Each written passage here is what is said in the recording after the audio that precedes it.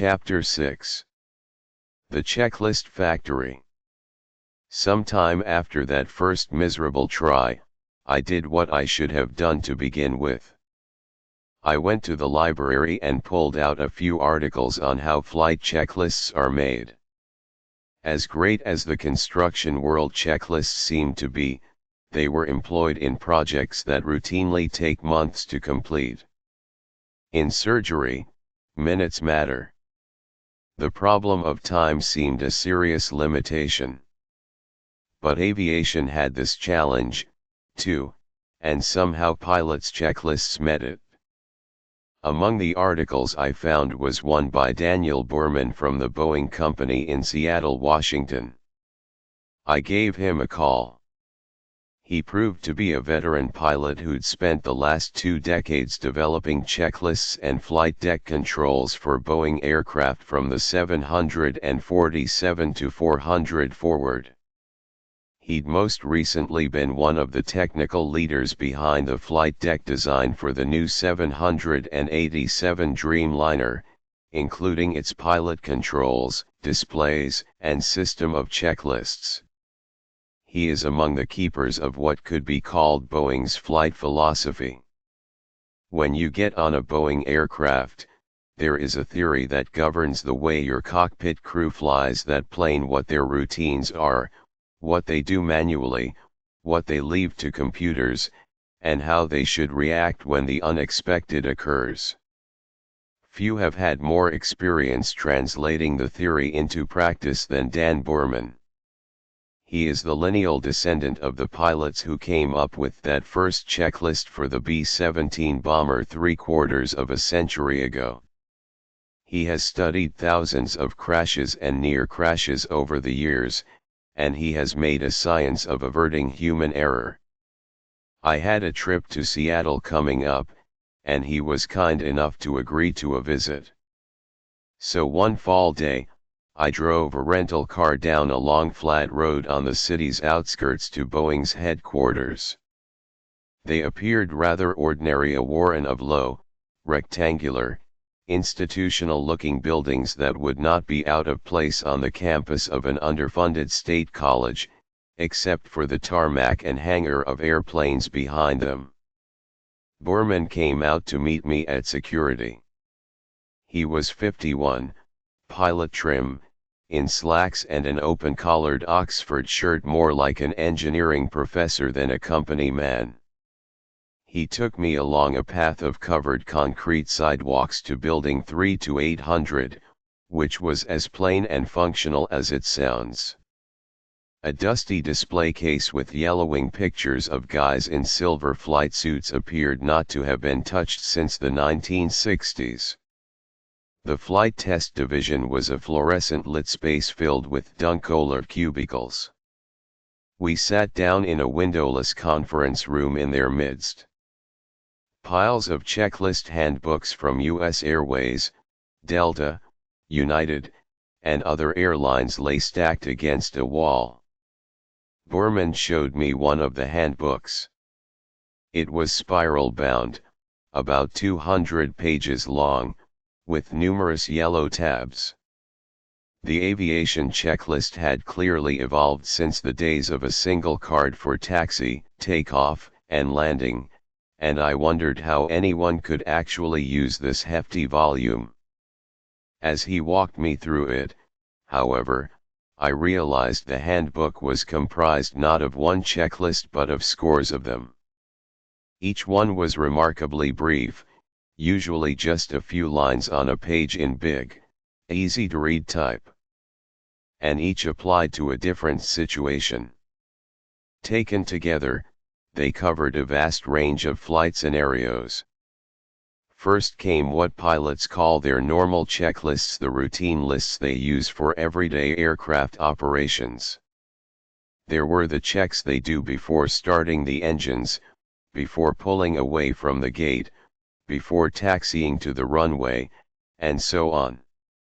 In all, these took up just 3 pages. The rest of the handbook consisted of the non-normal checklists covering every conceivable emergency situation a pilot might run into, Smoke in the cockpit, different warning lights turning on, a dead radio, a co-pilot becoming disabled, and engine failure, to name just a few. They addressed situations most pilots never encounter in their entire careers. But the checklists were there should they need them. Borman showed me the one for when the door FWD cargo warning light goes on in mid-flight. This signals that the forward cargo door is not closed and secure, which is extremely dangerous.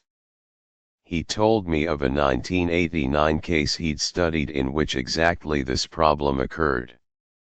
An electrical short had caused a Boeing 747 cargo door to become unlatched during a United Airlines flight out of Honolulu on its way to Auckland, New Zealand, with 337 passengers on board. The plane was climbing past 22,000 feet and the cabin was pressurized to maintain oxygen levels for the passengers.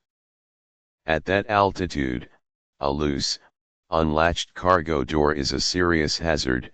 If it opens enough to begin leaking air, the large pressure difference between inside and out causes a ring pull effect and explosive release like pulling the ring top on a shaken soda can.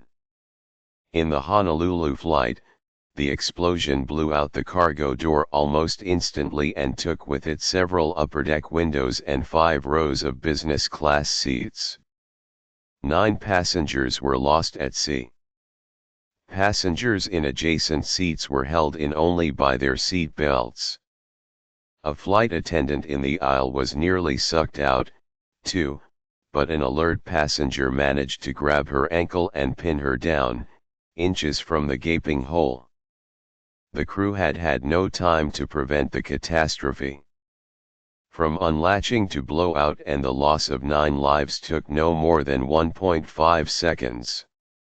Boeing subsequently redesigned the electrical system for its cargo doors and because no latch is foolproof installed extra latches, as well.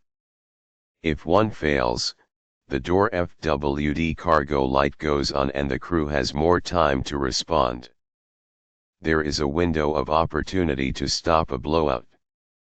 That's where the checklist comes in.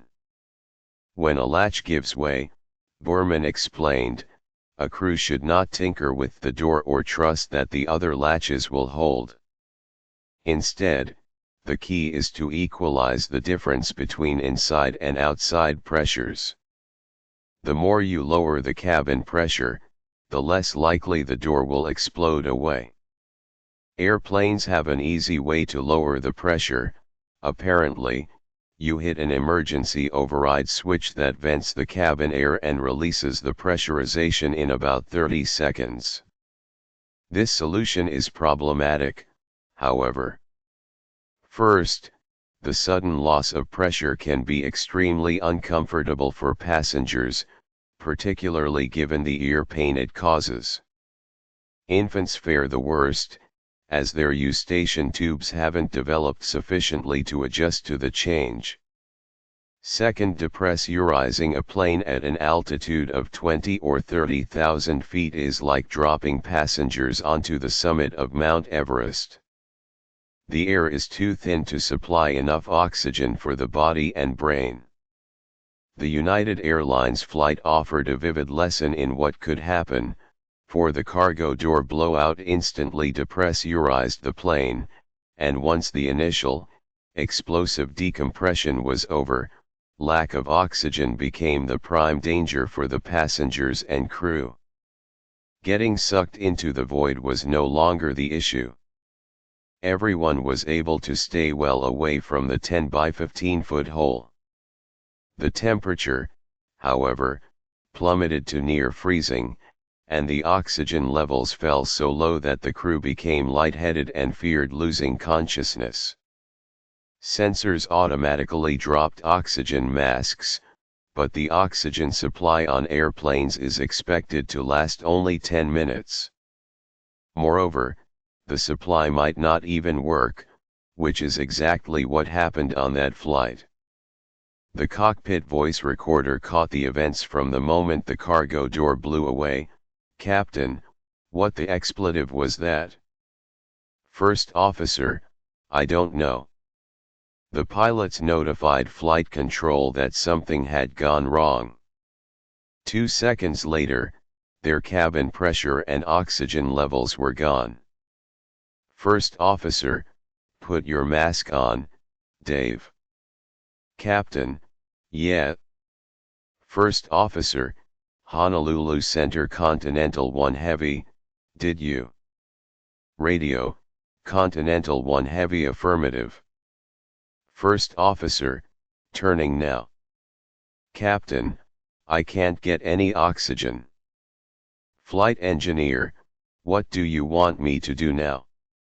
Voice unidentified, expletive. "First officer, you okay?" "Captain, yeah." "First officer, are you getting oxygen?" "We're not getting any oxygen." Flight engineer, no, I'm not getting oxygen either. The blast had torn out the oxygen supply lines, an investigation later found. Only by luck did the cockpit crew maintain enough control of the plane to descend to an altitude with sufficient oxygen levels. The pilots were then able to turn back to the Honolulu airport. All 18 crew and 328 terrified remaining passengers survived. The lesson for pilots is complicated. If you're jetting along at 30,000 feet and the door FWD cargo warning light goes on, yes, eliminating the pressure differential between inside and outside to stop the door from blowing out is a very good idea, but doing it by hitting the emergency depressurization switch and leaving everyone short of oxygen is not. Instead, Borman said, the best thing to do is to make a rapid but controlled descent to 8,000 feet or as close to it as possible. At that height, you can safely release the plane's inside pressure. The oxygen levels at 8,000 feet are adequate for people to breathe. It is the altitude of Aspen, Colorado, after all. And with that, the risk of a United Airlines style door blowout will be safely eliminated. The door FWD cargo checklist spelled out all these steps. And Borman stressed how carefully it was designed for a crew to use in an emergency. All of Boeing's aviation checklists, the company issues over 100 per year, either new or revised, are put together meticulously. Borman's Flight Operations Group is a checklist factory, and the experts in it have learned a thing or two over the years about how to make the lists work. There are good checklists and bad, Borman explained. Bad checklists are vague and imprecise. They are too long, they are hard to use, they are impractical. They are made by desk jockeys with no awareness of the situations in which they are to be deployed. They treat the people using the tools as dumb and try to spell out every single step. They turn people's brains off rather than turn them on. Good checklists, on the other hand, are precise. They are efficient, to the point, and easy to use even in the most difficult situations. They do not try to spell out everything. A checklist cannot fly a plane. Instead, they provide reminders of only the most critical and important steps, the ones that even the highly skilled professionals using them could miss. Good checklists are, above all, practical. The power of checklists is limited, Borman emphasized. They can help experts remember how to manage a complex process or configure a complex machine. They can make priorities clearer and prompt people to function better as a team. By themselves, however, checklists cannot make anyone follow them. I could imagine, for instance, that when the door FWD cargo warning light goes on in a cockpit, a pilot's first instinct might not be to grab the checklist book. How many times, after all, does a flashing warning light end up being a false alarm? The flight would likely have been going smoothly. No noises. No explosion. No strange thud. Just this pesky light flipping on. The ground crew already inspected the doors at the pre-flight check and found no problem. Besides, only 1 in 500,000 flights ever suffers an accident of any kind. So a person could be tempted to troubleshoot, maybe have someone check the circuitry before deciding that something might really have gone wrong. Pilots nonetheless turn to their checklists for 2 reasons. First, they are trained to do so. They learn from the beginning of flight school that their memory and judgment are unreliable and that lives depend on their recognizing that fact. Second, the checklists have proved their worth. They work. However much pilots are taught to trust their procedures more than their instincts, that doesn't mean they will do so blindly. Aviation checklists are by no means perfect. Some have been found confusing or unclear or flawed. Nonetheless, they have earned pilots' faith. Face to face with catastrophe, they are astonishingly willing to turn to their checklists. In the cockpit voice recorder transcript of the United flight from Honolulu, for example, the pilot's readiness to rely on procedure is striking. The circumstances were terrifying. Debris was flying. The noise was tremendous. Their hearts were probably racing. And they had a lot to focus on. Beyond the immediate oxygen problem, ejected sections of fuselage had flown into engine number 3, on the right wing, and disabled it. Additional debris had hit engine number 4 and set it on fire. The outer edge wing flaps had been damaged. And sitting up front, trying to figure out what to do, the cockpit crew still had no idea what had really happened. They thought a bomb had gone off. They didn't know the full extent of the damage, or whether another blast might occur. They nonetheless needed to shut down the ruined engines, notify air traffic control of the emergency, descend to a safe altitude, determine how maneuverable the plane was, sort out which alarms on their instrument panel they could ignore and which ones they couldn't, and decide whether to ditch the plane in the ocean or return to Honolulu. The greatest test of where crew members place their trust in their instincts or in their procedures is how they handle such a disaster. So what did they do? They grabbed their checklist book. Captain, you want me to read a checklist? Flight engineer, yeah, I got it out. When you're ready. Captain, ready. There was a lot to go through, and they had to make good choices about what procedures to turn to first. Following their protocols, they reduced their altitude, got the 2 damaged engines shut down safely, tested the plane's ability to land despite the wing damage, dumped fuel to lighten their load, and successfully returned to Honolulu. To pilots, the checklists have proved worth trusting, and that is thanks to people like Borman, who have learned how to make good checklists instead of bad. Clearly, our surgery checklist had a ways to go. When you're making a checklist, Borman explained, you have a number of key decisions. You must define a clear pause point at which the checklist is supposed to be used, unless the moment is obvious, like when a warning light goes on or an engine fails. You must decide whether you want a do confirm checklist or a redo checklist. With a do confirm checklist, he said, team members perform their jobs from memory and experience, often separately. But then they stop. They paused to run the checklist and confirm that everything that was supposed to be done was done. With a redo checklist, on the other hand, people carry out the tasks as they check them off. It's more like a recipe. So for any new checklist created from scratch, you have to pick the type that makes the most sense for the situation. The checklist cannot be lengthy.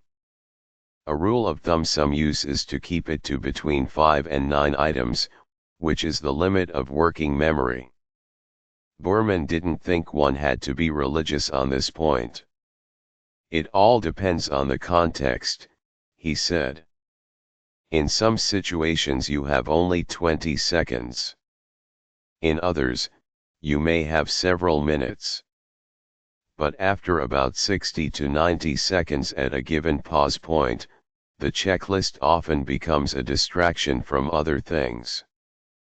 People start shortcutting. Steps get missed.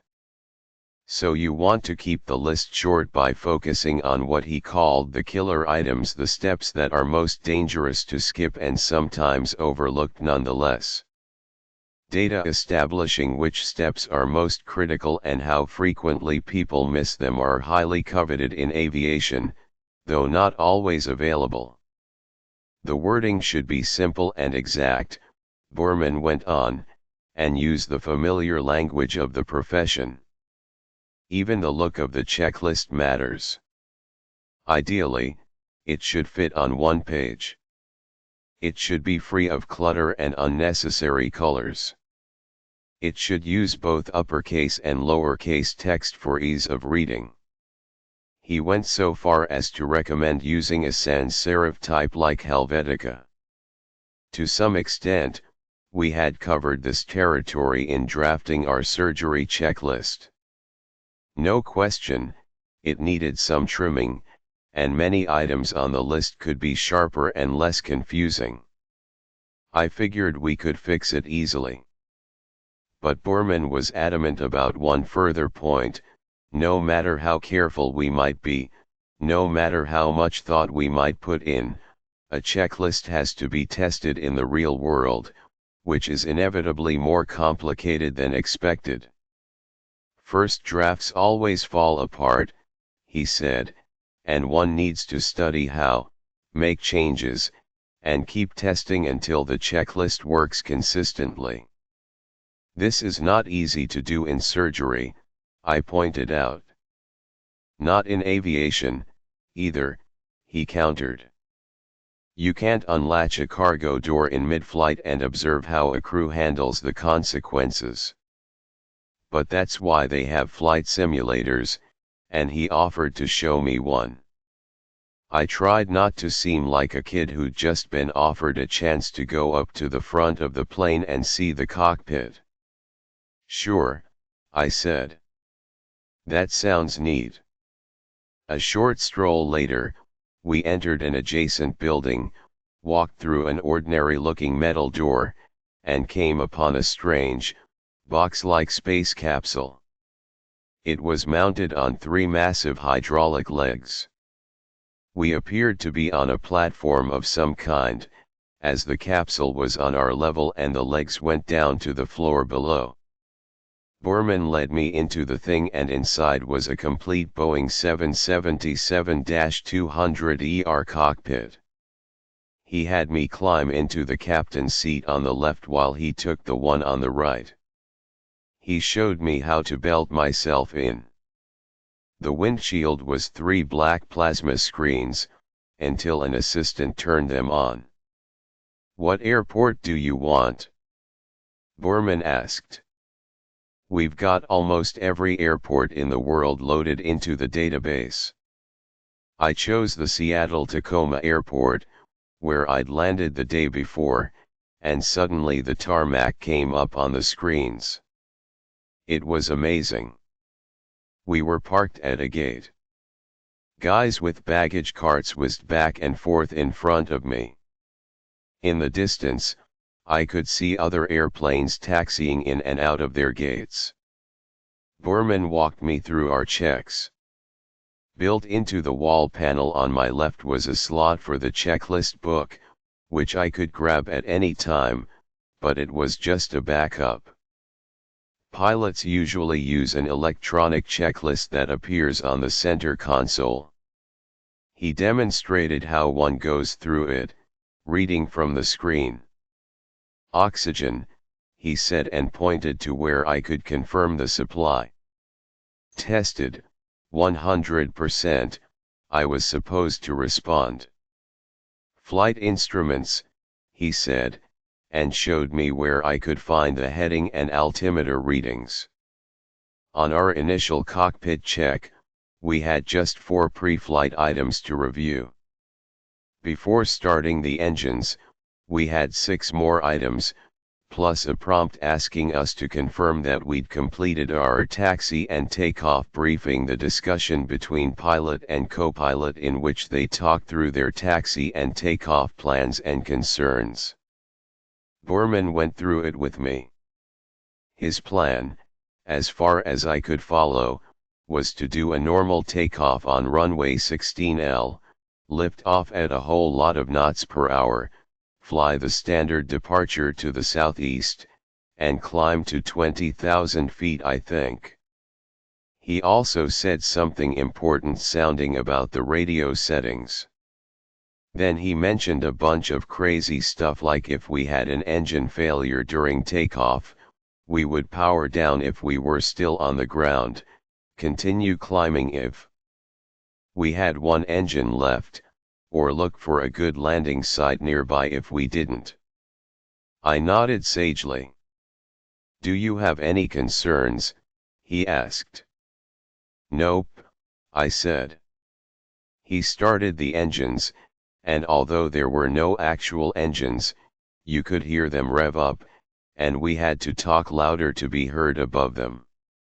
Before taxiing out to the runway, we paused again for 5 more checks, whether anti-icing was necessary and completed, the auto brakes were set, the flight controls were checked, the ground equipment was cleared, and no warning lights were on. The 3 checklists took no time at all, maybe 30 seconds each plus maybe a minute for the briefing. The brevity was no accident, Borman said. People had spent hours watching pilots try out early versions in simulators, timing them, refining them, paring them down to their most efficient essentials. When he was satisfied that we were ready, he had me pull out of the gate. I was supposed to be the pilot for this flight, believe it or not. He directed me to push the pedal brake down hard with 2 feet to release it. I felt a jolt as the plane lurched forward. I controlled the direction of the nose wheel with a tiller on my left, a spinning metal handle that I wound forward to turn right and backward to turn left, and the speed with the throttle controls, 3 levers in the center console. I weaved like a sot at first but got the hang of it by the time we reached the runway. I throttled back down to idle and locked the brake with both feet to wait our turn for takeoff. Borman called up the before takeoff checklist. "Flaps," he said. "Set," I said. This was getting to be fun. We got notification from the control tower that we were cleared. I unlocked the brakes, again. Borman showed me how far to push the throttle. We began accelerating down the runway, slowly at first, and then it felt like we were rocketing. I pressed the right and left rudder pedals to try to keep us on the center line. Then, when he gave me the word, I pulled back on the yoke, what I'd thought of as the steering wheel, and felt the plane lift into the air. I don't know how the simulator does it, but it really did seem like we were airborne. We rose into the clouds. I could see the city fall away below us. We slowly climbed to 20,000 feet. And that was when the door FWD cargo light went on. I'd forgotten that this was the whole point of the exercise. The first couple lines of the electronic checklist came up on the screen, but I grabbed the paper one just so I could see the whole thing laid out. It was, I noticed, a redo checklist. Read it and do it with only 7 lines. The page explained that the forward cargo door was not closed and secure and that our objective was to reduce the risk of door separation. This was just a simulation, I knew perfectly well. But I still felt my pulse picking up. The checklist said to lower the cabin pressure partially. Actually, what it said was, Lodge Alt Selector, which Borman showed me is the cabin pressure control on the overhead panel. Pull on and set to 8,000. I did as instructed. Next, the checklist said to descend to the lowest safe altitude or 8,000 feet, whichever is higher. I pushed forward on the yoke to bring the nose down. Borman indicated the gauge to watch, and after a few minutes we leveled off at 8,000 feet. Now, the checklist said, put the air outflow switches on manual and push them in for 30 seconds to release the remaining pressure. I did this, too. And that was it. The plane didn't explode. We were safe. I wanted to give Borman a high five. This flying thing is easy, I wanted to say. There were, however, all kinds of steps that the checklist had not specified, notifying the radio control tower that we had an emergency, for example, briefing the flight attendants, determining the safest nearby airport to land and have the cargo door inspected. I hadn't done any of these yet. But Borman had. The omissions were intentional, he explained. Although these are critical steps, experience had shown that professional pilots virtually never fail to perform them when necessary. So they didn't need to be on the checklist and, in fact, he argued, shouldn't be there. It is common to misconceive how checklists function in complex lines of work. They are not comprehensive how-to guides, whether for building a skyscraper or getting a plane out of trouble. They are quick and simple tools aimed to buttress the skills of expert professionals. And by remaining swift and usable and resolutely modest, they are saving thousands upon thousands of lives. One more aviation checklist story, this one relatively recent. The incident occurred on January 17, 2008, as British Airways Flight 38 approached London from Beijing after almost 11 hours in the air with 152 people aboard. The Boeing 777 was making its final descent into Heathrow Airport. It was just past noon. Clouds were thin and scattered. Visibility was more than 6 miles. The wind was light, and the temperature was mild despite the season 50 degrees Fahrenheit. The flight had been completely uneventful to this point. Then, at 2 miles from the airport, 720 feet over a residential neighborhood, just when the plane should have accelerated slightly to level off its descent, the engines gave out. First the right engine rolled back to minimal power, then the left. The co-pilot was at the controls for the landing, and however much he tried to increase thrust, he got nothing from the engines. For no apparent reason, the plane had gone eerily silent. He extended the wing flaps to make the plane glide as much as possible and to try to hold it on its original line of approach. But the aircraft was losing forward speed too quickly. The plane had become a 350,000-pound stone falling out of the air. Crash investigators with Britain's Air Accidents Investigation Branch later determined that it was falling 23 feet per second. At impact, almost a quarter mile short of the runway. The plane was calculated to be moving at 124 miles per hour. Only by sheer luck was no one killed, either on board or on the ground. The plane narrowly missed crashing through the roofs of nearby homes. Passengers in cars on the perimeter road around Heathrow saw the plane coming down and thought they were about to be killed. Through a coincidence of international significance, one of those cars was carrying British Prime Minister Gordon Brown to his plane for his first official visit to China.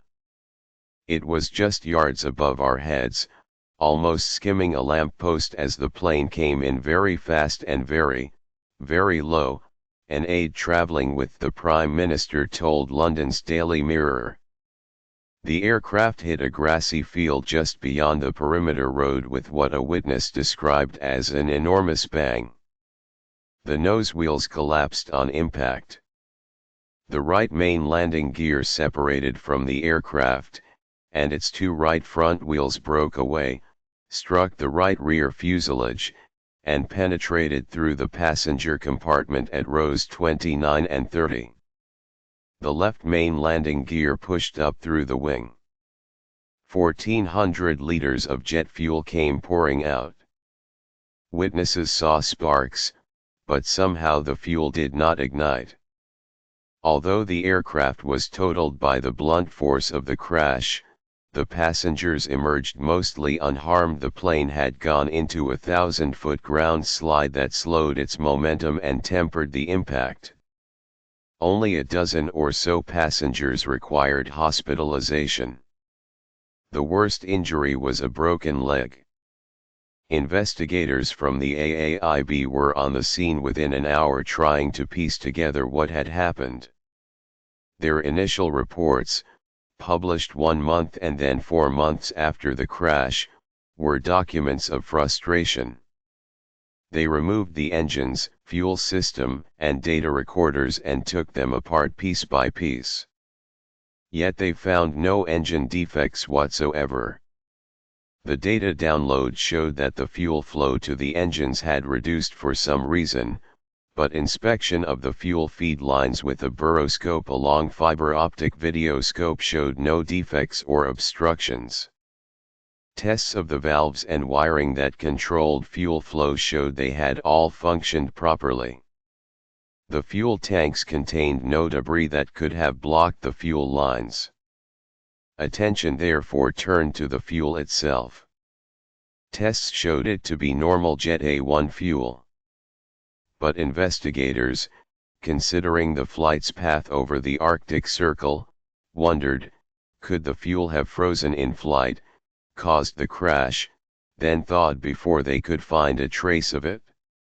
The British Airways flight had followed a path through territory at the border of China and Mongolia where the recorded ambient air temperature that midwinter day was -85 degrees Fahrenheit.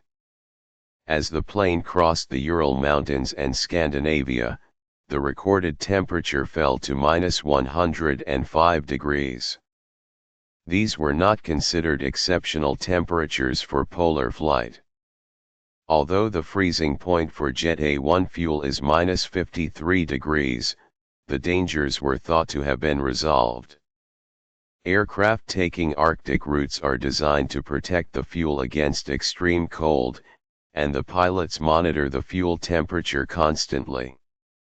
Cross-polar routes for commercial aircraft opened in February 2001, and thousands of planes have traveled them without incident since. In fact, on the British Airways flight, the lowest fuel temperature recorded was -29 degrees, well above the fuel's freezing point. Furthermore, the plane was over mild-weathered London, not the Urals, when the engines lost power. Nonetheless, investigators remained concerned that the plane's flight path had played a role. They proposed an elaborate theory. Jet fuel normally has a minor amount of water moisture in it, less than 2 drops per gallon. During cold air flights, the moisture routinely freezes and floats in the fuel as a suspension of tiny ice crystals. This had never been considered a significant problem. But maybe on a long, very smooth polar flight as this one was, the fuel flow becomes so slow that the crystals have time to sediment and perhaps accumulate somewhere in the fuel tank. Then, during a brief burst of acceleration, such as on the final approach, the sudden increase in fuel flow might release the accumulation, causing blockage of the fuel lines. The investigators had no hard evidence for this idea. It seemed a bit like finding a man suffocated in bed and arguing that all the oxygen molecules had randomly jumped to the other end of the room, leaving him to die in his sleep. Possible, but preposterously unlikely. Nonetheless, the investigators tested what would happen if they injected water directly into the fuel system under freezing conditions. The crystals that formed, they found, could indeed clog the lines. Almost 8 months after the crash, this was all they had for an explanation. Everyone was anxious to do something before a similar accident occurred. Just in case the explanation was right, the investigators figured out some mid-flight maneuvers to fix the problem. When an engine loses power, a pilot's instinct is to increase the thrust to rev the engine. But if ice crystals have accumulated, increasing the fuel flow only throws more crystals into the fuel lines. So the investigators determined that pilots should do the opposite and idle the engine momentarily. This reduces fuel flow and permits time for heat exchangers in the piping to melt the ice. It takes only seconds, allowing the engines to recover. At least that was the investigators' best guess. So in September 2008, the Federal Aviation Administration in the United States issued a detailed advisory with new procedures pilots should follow to keep ice from accumulating on polar flights and also to recover flight control if icing nonetheless caused engine failure. Pilots across the world were somehow supposed to learn about these findings and smoothly incorporate them into their flight practices within 30 days. The remarkable thing about this episode, and the reason the story is worth telling, is that the pilots did so. How this happened, it involved a checklist, of course, is instructive. But first think about what happens in most lines of professional work when a major failure occurs. To begin with, we rarely investigate our failures. Not in medicine, not in teaching, not in the legal profession, not in the financial world, not in virtually any other kind of work where the mistakes do not turn up on cable news.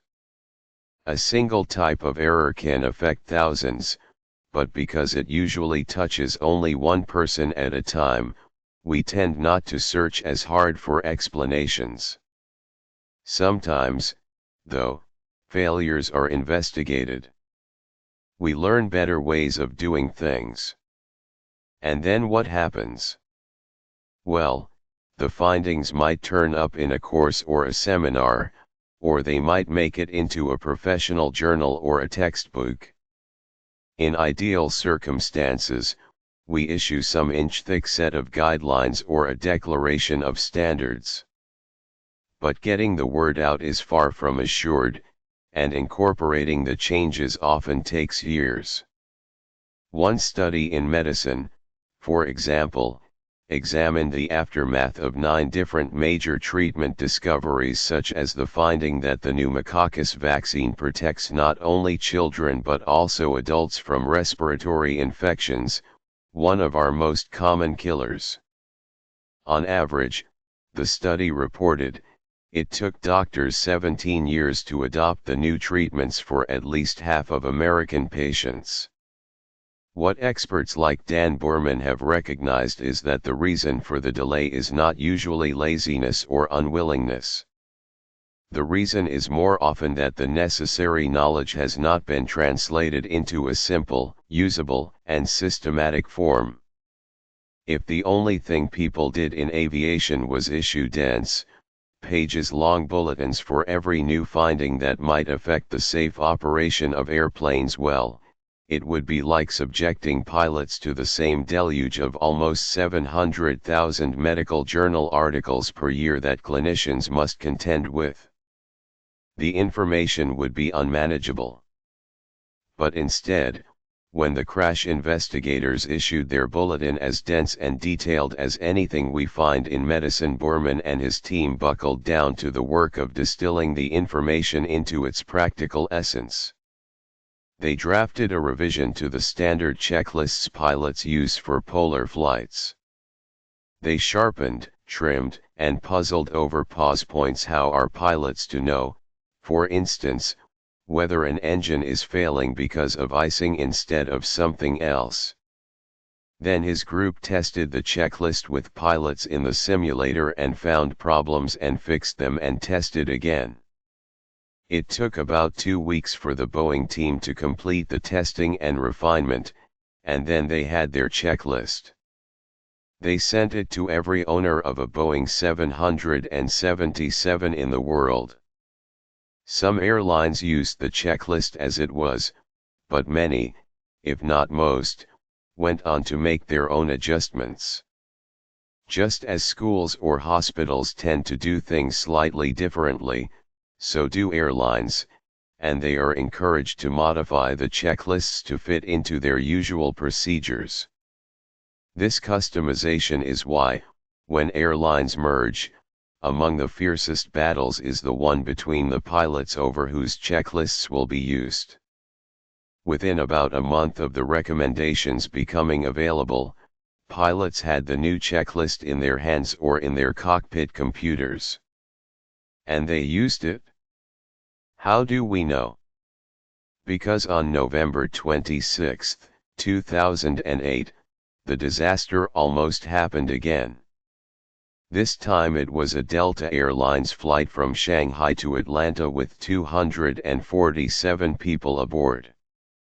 The Boeing 777 was at 39,000 feet over Great Falls, Montana, when it experienced an uncommanded rollback of the right number 2 engine. The engine, in other words, failed.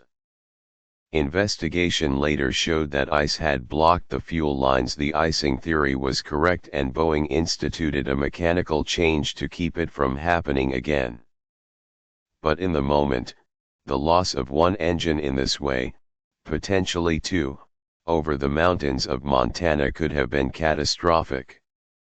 The pilot and co-pilot knew what to do, though. They got out their checklist and followed the lessons it offered. Because they did, the engine recovered, and 247 people were saved. It went so smoothly, the passengers didn't even notice. This, it seemed to me, was something to hope for in surgery.